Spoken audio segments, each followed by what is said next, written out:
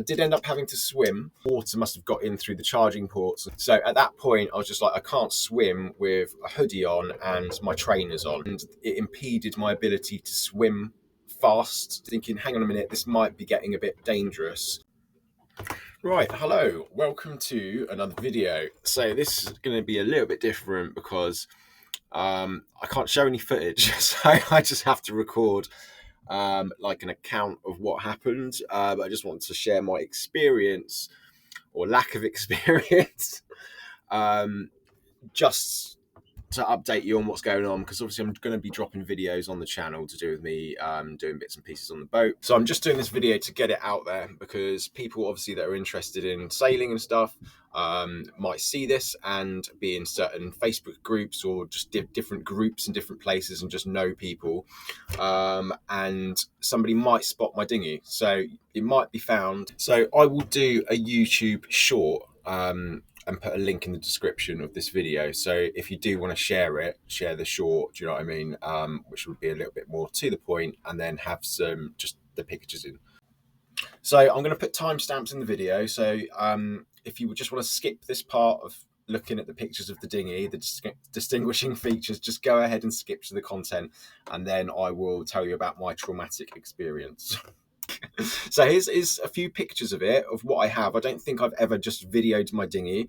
So, but yeah, here you go. Anyways, so yes, there's some distinguishing features of the dinghy. So we have, it's a Yamaha 4-stroke engine. Now, this picture was one when I first launched the boat. So there is a white mark on there, but I'm actually not sure if that's still on there, because it might be plaster. So I kept the outboard inside my boat while it was still on shore. So it's either white paint or plaster. I think it's plaster, so it's probably washed off by now. There is a distinctive blue rope, well, blue, white and red thin rope tied to the back. The cut off wrist thingy that you put round, that goes around the red button there, was missing from the boat, or I didn't have it. So I made a crocodile clip to go over it.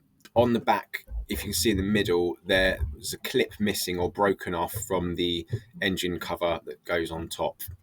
So those are kind of the distinctive things. I don't have many pictures of it. This is the actual dinghy.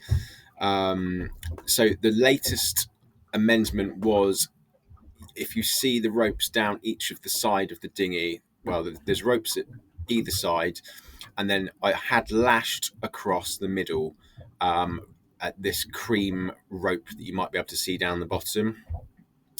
So I'd lashed that along, so it was going across. So yeah, with the crocodile clips, so I did leave the crocodile clip with this it's washing line I'd had attached to it, where I'd looped it and had it in my wrist. So that, I believe, I'd left in the dinghy when I lost it. And there also may be other crocodile clips scattered in there, because I always took backups with me just in case the clip would break. And that is pretty much all of the pictures that I have. But there were also underneath the dinghy, along one of the sides, I can't remember which side it was, but there's 3 patches I had to put on because there was some small punctures that I found in the dinghy when I went to first blow it up before I launched the boat. So yeah, there are 3 round circular patches on one of the sides on the underside of this dinghy as well. So, and also the choke, I had a problem with the choke. So the engine wouldn't start at one point, and I pulled the choke out too far and it just came out, basically. So I had to try and push the choke back in very slowly, the wire that it was attached to. And so the choke doesn't go all of the way in at the moment, so the choke actually sticks out on the engine. Okay, so let's get into the video. Basically, so I've just got the boat out here. It's been on the water for about a month. I've just been getting used to everything, like tides and stuff like that, and times coming in, coming out, timing the difference between what time the water gets to my boat versus gets to a, like I've got a marker boat out there. I'm like, when the water is up to that marker boat's water line, then that's enough water for me to actually take the dinghy across. And then obviously noting down the high tide times as well, and then just working out the difference, so I can just get a better understanding of how it all works with tides and things. Anyway, so I have been taking the dinghy out to shore to like get some supplies and stuff like that. I've been exploring. I've had a lot of experience with walking in the mud recently since I've lost the dinghy. Also crashed my drone recently now twice. So I was basically had to go out and try and retrieve it.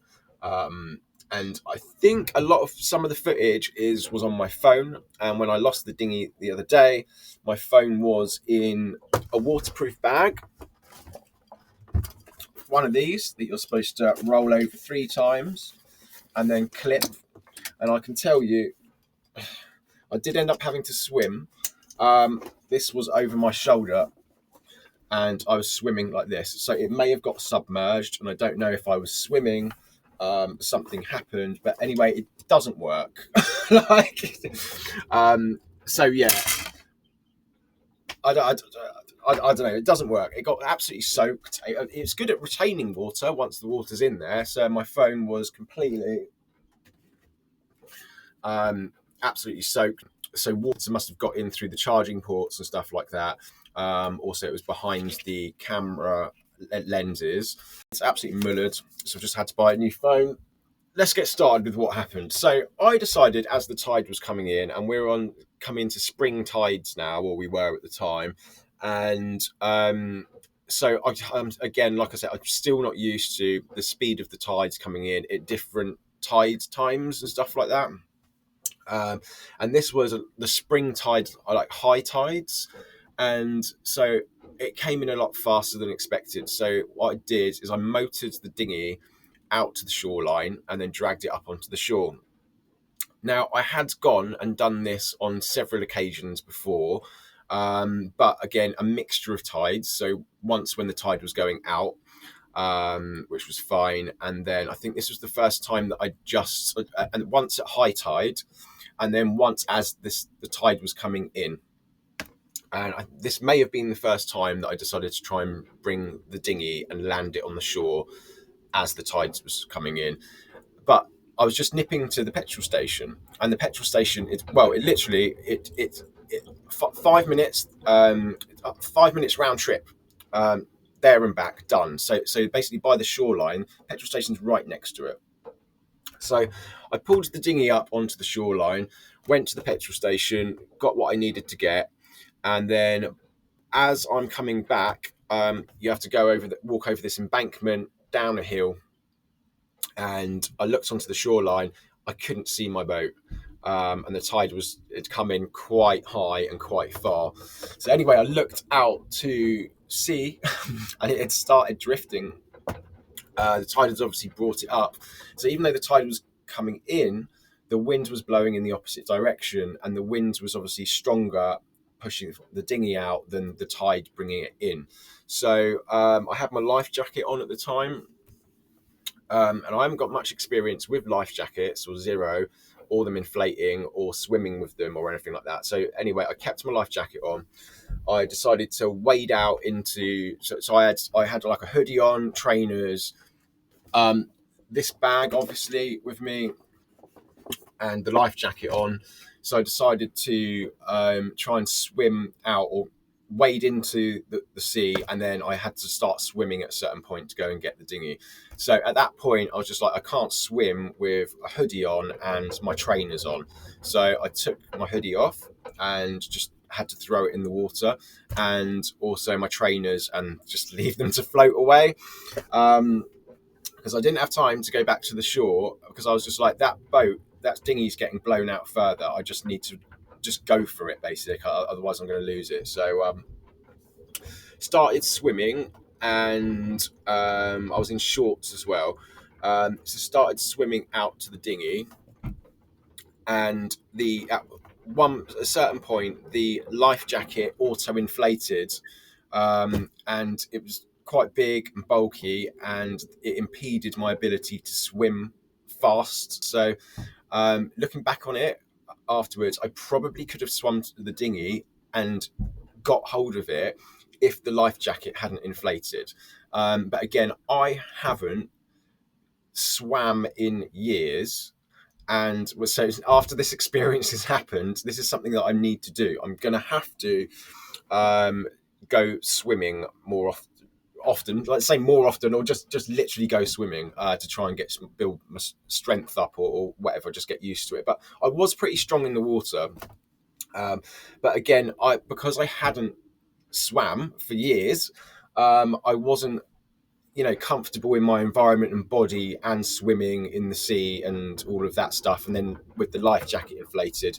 So it got to a certain point where I'd got to such a distance out swimming after it, and I was basically trying to swim, like I say, life jacket on, and I couldn't. It was getting to a point where I was so far out that I was thinking, hang on a minute, this might be getting a bit dangerous in terms of the distance for me trying to get back to shore.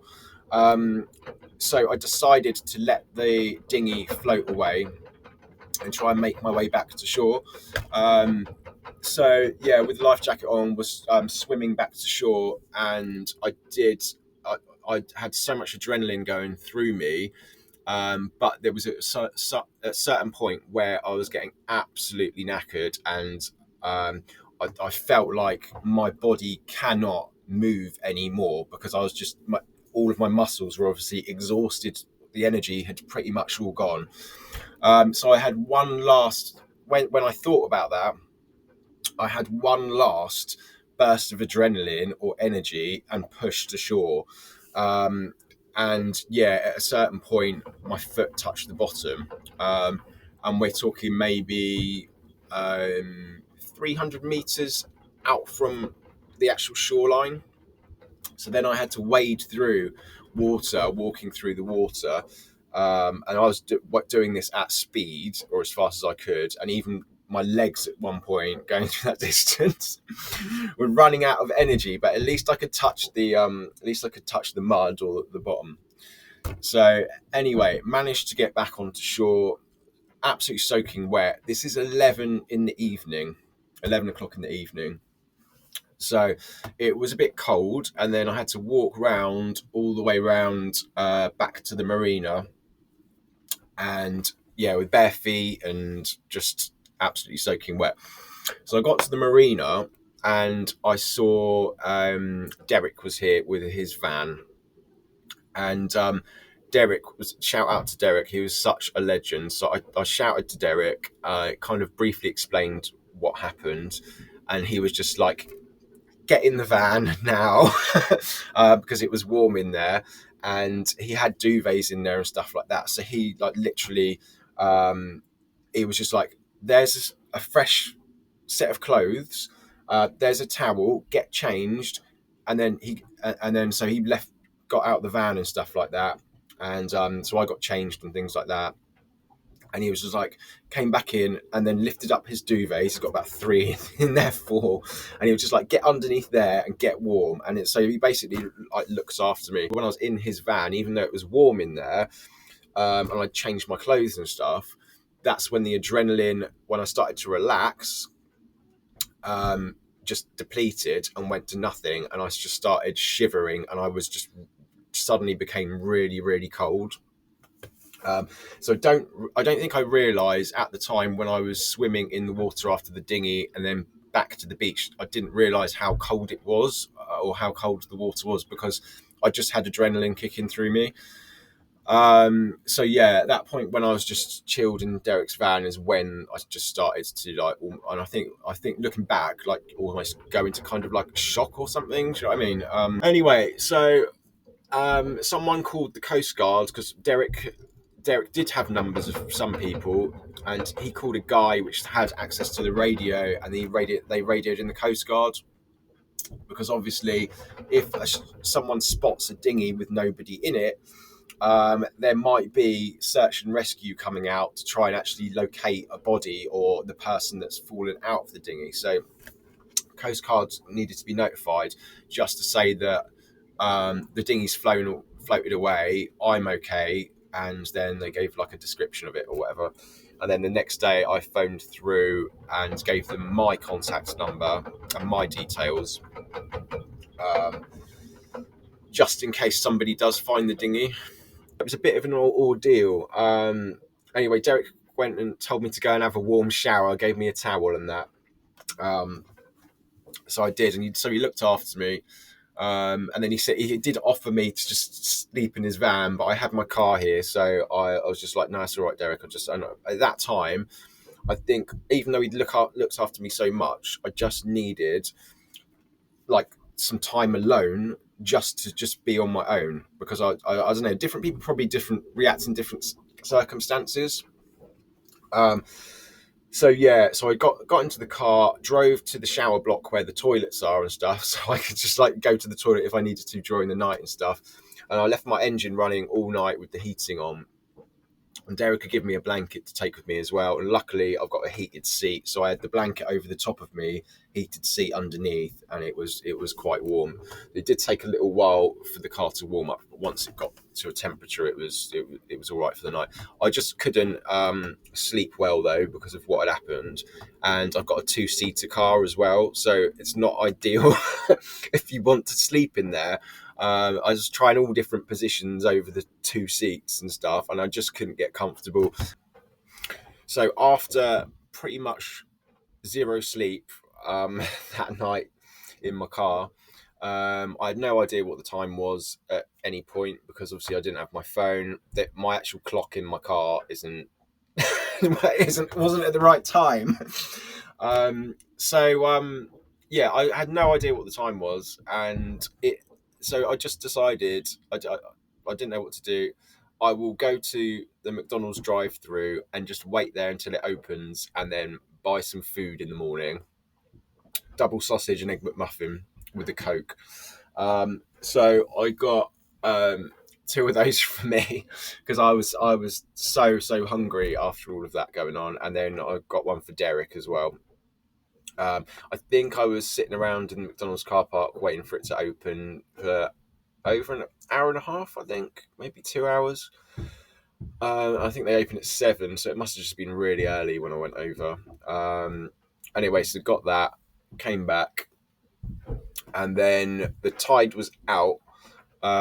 So I decided to walk back over to the boat after we ate the McDonald's, and it was light at that time, or getting light. So Derek was having a walk down, see if he could look out and see the dinghy, see if it had been beached at the other sides because of the way the direction the wind was blowing.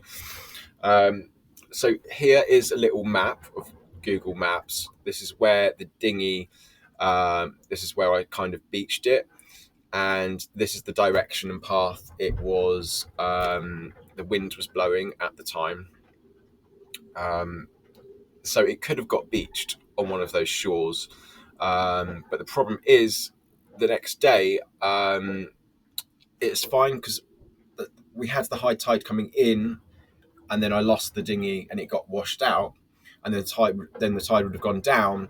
But that was the time to go out and look for it, or the time was at the time the incident happened to go out, because it's still going to be floating, chase it and get it.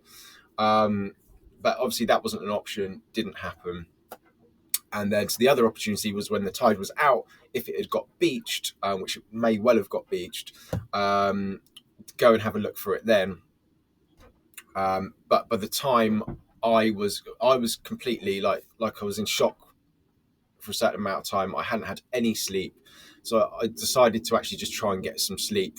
So I went to sleep. I don't know what time it was. I basically had to walk over from, there's the marine surfaces over there.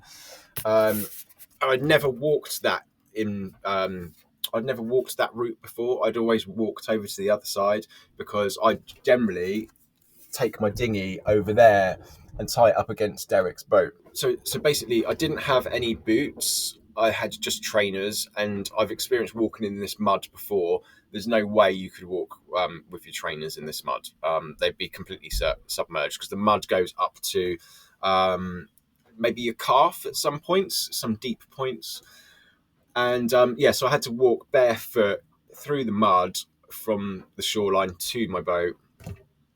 Ended up gashing one of my toes. So I don't know. There's lots of shells and things like that are in the mud, or maybe it was on a stone or something, or I don't know. But I ended up gashing one of my toes and whatever. But yeah, so it was a bit traumatic. It's all been a bit stressful. The boat's been out in the water for a month. So the first week I lost my water cap for the boat. Then I crashed my drone and then had to walk all the way over to the mud. So there's going to be loads and loads of content coming up, and I've got all of the work of me actually working on the boat. Like I haven't published any videos yet of me doing the installation, resining the ceiling, insulating the ceiling, plastering the ceiling, putting more resin on the ceiling, and then covering the ceiling here. There's just so much, all of the electric panels and stuff like that, putting those in, a lot of extra resining and stuff like that. So but even just me having this boat in the water, I've been through so much traumatic things. Like I've got obviously on the mooring, and I've got the mooring ball with the chain, and I've got the pickup buoy with the rope on, and then I also put a secondary mooring strop on.